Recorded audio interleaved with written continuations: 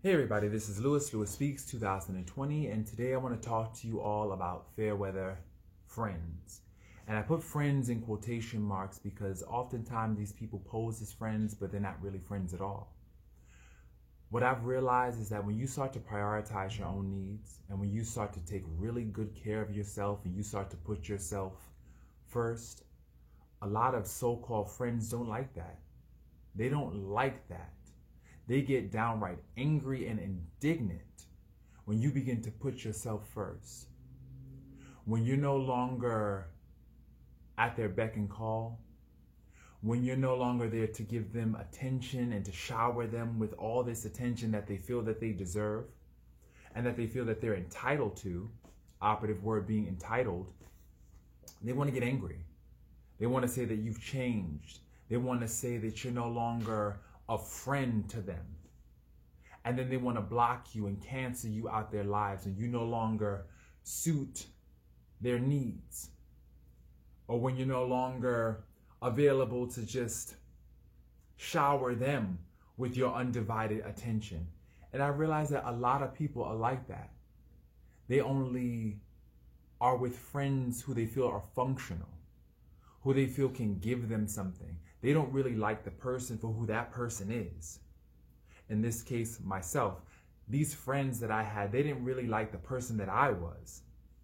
They liked what I was giving them, what I was doing for them.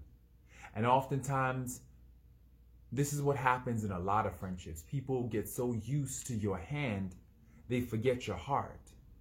They get so used to you giving, that they don't have an opportunity to really fall in love with your heart. And so, in many respects, I have to take ownership on my role. My role is that I tend to give first without first assessing who I'm giving to. And that's important. You have to first know who you are giving to. And oftentimes I just kind of gave blindly without assessing who I was giving to. You know, I need to make sure that I give to people that, for one, are worthy of my gift. And you know who's worthy by their ability to reciprocate what you give. Also, you know who's worthy by paying attention to who actually will let you keep giving without saying, oh, wait, stop, let me give to you. If a person is comfortable just taking, and never giving back anything, that person is a user, and you need to get rid of that person ASAP, because that person is not appreciative of your gifts. They just like getting, you know? You need to find a tribe, for one. This is what I've realized. You need to find a tribe who won't let you give yourself out. And that right there is key. Find people in your life who will not let you give yourself away. People that will say, wait a minute, Lewis, you're giving too much. Wait a minute, you're doing too much. Let me contribute something. When you find people like that, those are keepers. That right there is the making of a root. Not a leaf or a branch, but a root in your life.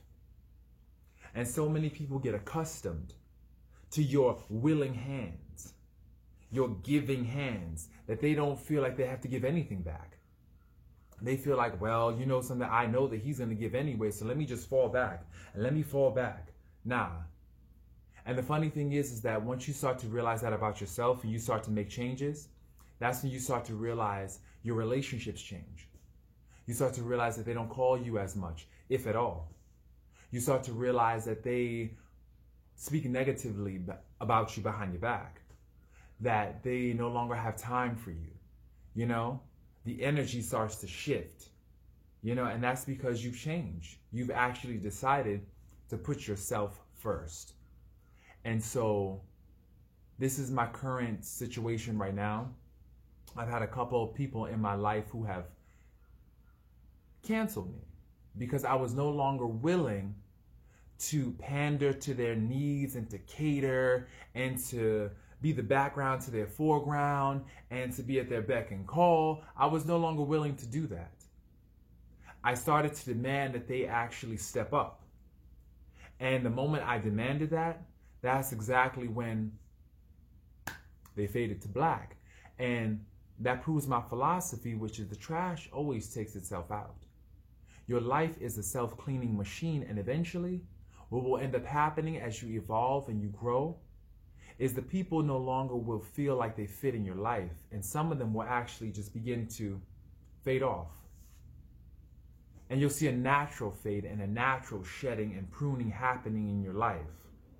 And that's because you're on a healing path. That's because you're really starting to come into your own identity. Whereas before, you relied on these people for identity. You relied on them for a feeling of, I guess, who you are.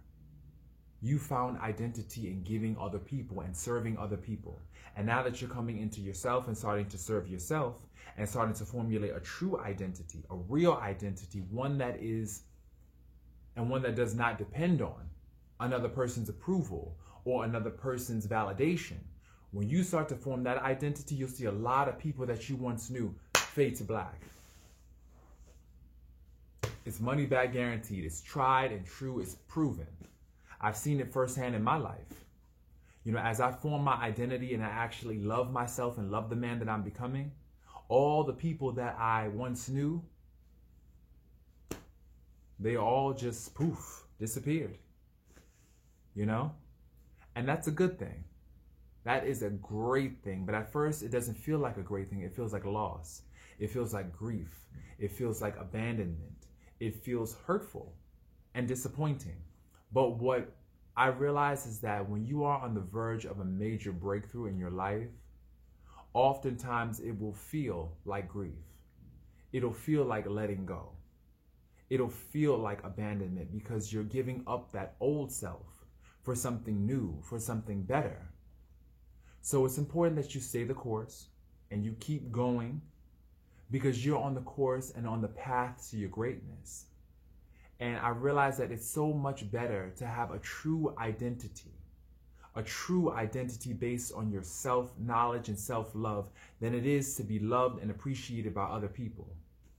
Because eventually those other people will go and you'll be left to face the man in the mirror. So what you need to make sure is, you need to make sure that you have a whole identity, all of you. Because you can't give nothing to somebody else if you don't have anything of yourself left to give. And oftentimes when you are a giver, you tend to give yourself out. And you get so exhausted and sometimes resentful when that gift is not returned. But see, you are your return. You are the return that you seek from everybody else. Return some of that to you, and that's what I've been doing. And what I've noticed is that when I've been doing that, some people have been getting angry because I'm no longer the same person that bent over backwards, that does all the calling. This is another feature.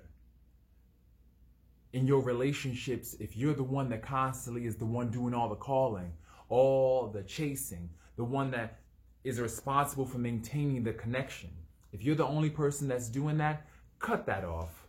Cut that off, because that's not a friendship. What that is somebody that's just enjoying you doing it all. They like you making them feel like they're celebrities, like they're stars, like everybody's chasing them. Look at me, look at me, look at me. I must be great because this person's chasing me. Nah. If it's not mutual, if it's not about two people actually chasing each other, let it go. Let it go.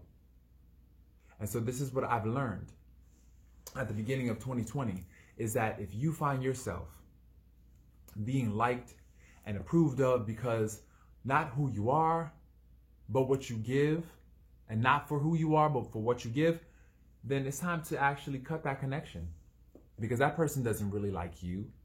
They like you doing for them, and that's not liking you, and you deserve somebody who likes and loves you.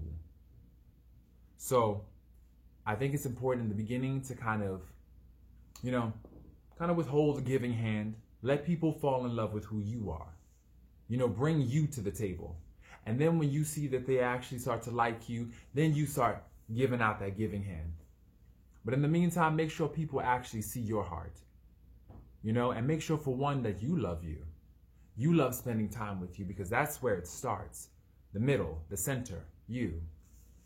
So If you take nothing from this video, take this. Stop being at everybody's beck and call. Stop allowing other people to use you. Stop letting people who feel entitled to your energy have you.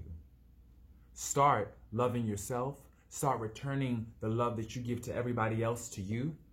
Start being the love that you seek, and the love that you seek will be. This is Lewis Speaks 2020, and I hope everybody is having a wonderful, wonderful day. Peace.